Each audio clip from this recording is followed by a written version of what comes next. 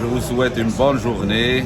Aujourd'hui, on est heureux, bien sûr, moi et Paul Arbi, de savoir, grâce au journal Le Matin, bien sûr, que les Kabyles ont demandé et demandent incessamment à l'occupant algérien de le laisser tranquille et de sortir et de se dénuer de son pouvoir, bien sûr. Je demande à Paul Arbi, quel est ton avis à propos de ce signe qu'envoient les Kabyles une autre fois à l'occupation algérienne? Je ne reprendrai que la thèse de l'envoyé spécial qui représente le Maroc à l'ONU, qui a fait une déclaration en ce sens.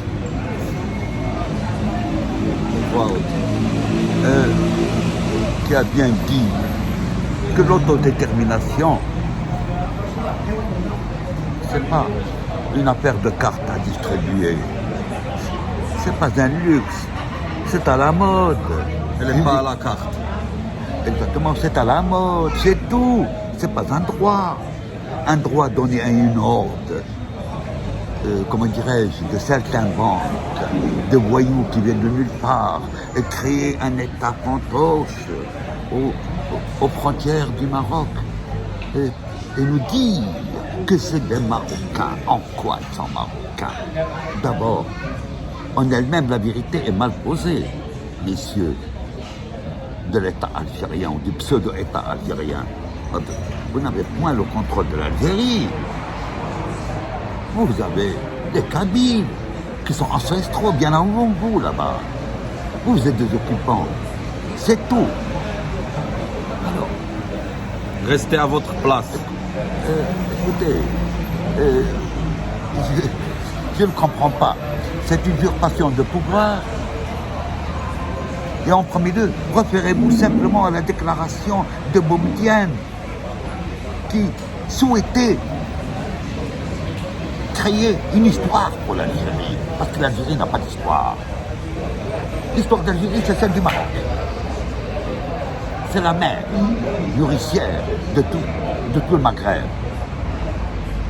Vous n'êtes que des occupants, messieurs. Le possesseur réel de l'Algérie et du reste, c'est le Maroc, le royaume du Maroc, voyons. Le Grand Maghreb. Oui, le Grand Maghreb. Alors, écoutez, si on devait tout réviser, ben, vous devriez prendre vos valises et partir, si vous avez des valises. Souvenez-vous, pour cause, Boumedienne était immigré au Maroc. Il est né, c'est un immigré. Bouteflika, c'est un immigré. Ben Bella, c'est un immigré.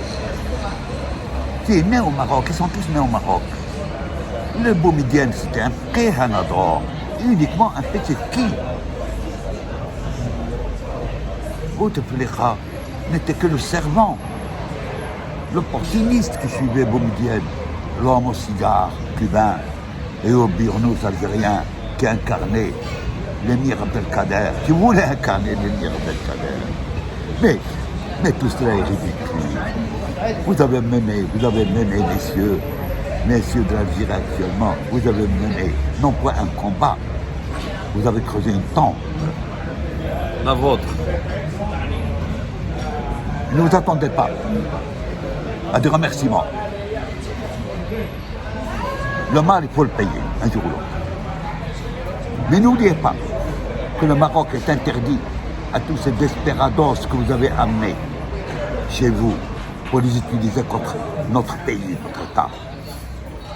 Le Maroc est un. Lorsqu'un homme se dresse, le roi se dresse, nous nous dressons tous. Et vous le savez, à travers l'histoire, aucun pays n'a jamais été colonialisé. Vous, oui, les Turcs, ils en passent.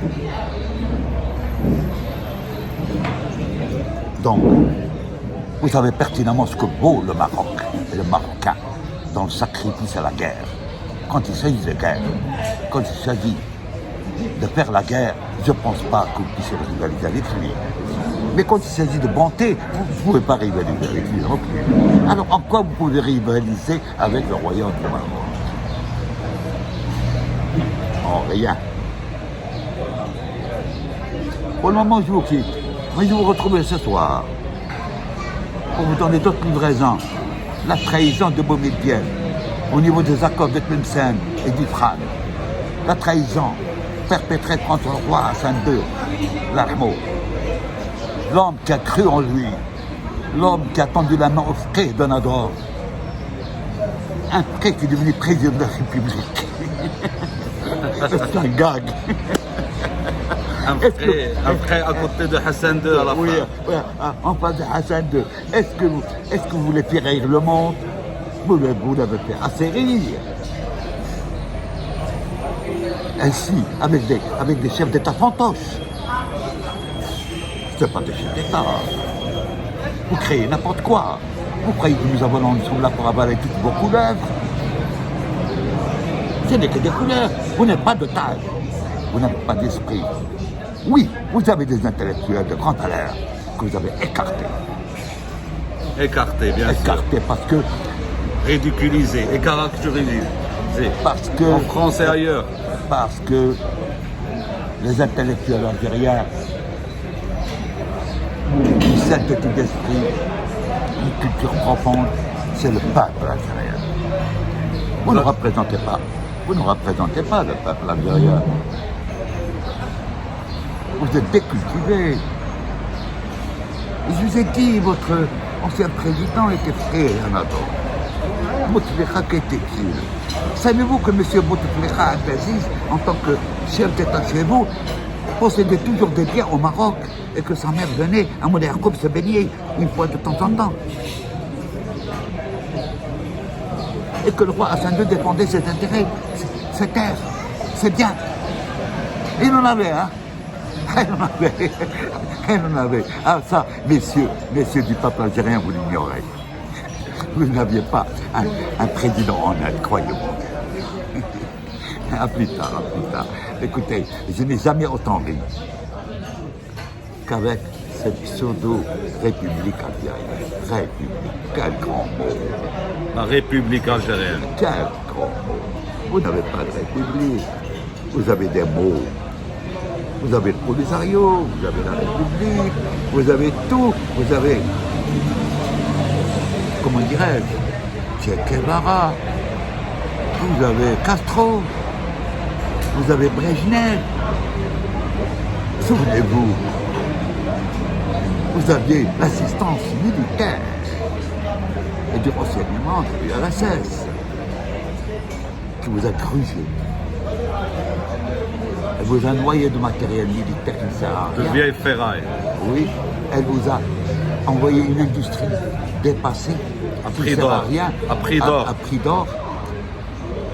Ils ont fait des affaires. Mais vous, que vous importez, ce qui vous intéressait, c'était l'écrasement du royaume. Vous avez importé de la haine dans l'Algérie. Est-ce que vous m'écoutez, messieurs?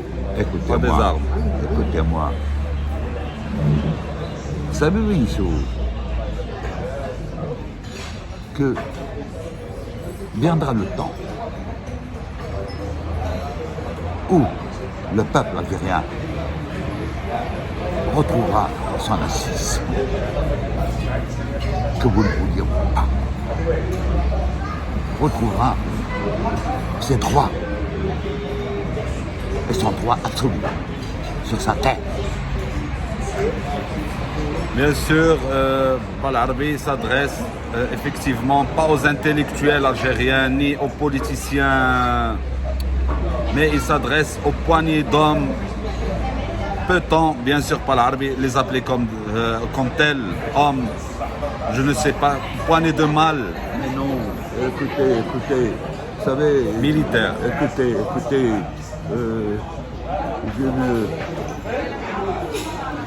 je ne mets pas d'accent sur le terme homme. Homme, ça veut dire quoi? Homme, c'est par l'action donnée à un homme, pas la valeur, Bien sûr. pas la moralité, pas la conscience. Vous voulez être le leadership des pays du tiers-monde. Quel moyen? Écoutez, vous êtes puéril. Vous êtes des rêveurs. Boumedienne était un rêveur, l'homme au cigare. Le Cubain, il avait Cuba dans la bouche. Il a posé avec son burnous, donné une prestance, une personnalité. Quelle personnalité avec un burnous? Est-ce que c'est le burnous qui donne la personnalité, la valeur intellectuelle ou politique à un homme? Est-ce que c'est le cigare? Est-ce, comment dirais-je, cet incident de fumée du Havane ou du Castro dans le prestige? C'est des chiens de salon. C'est tout ce qu'il y a à vous dire pour le moment. Je prends mon petit café tranquille.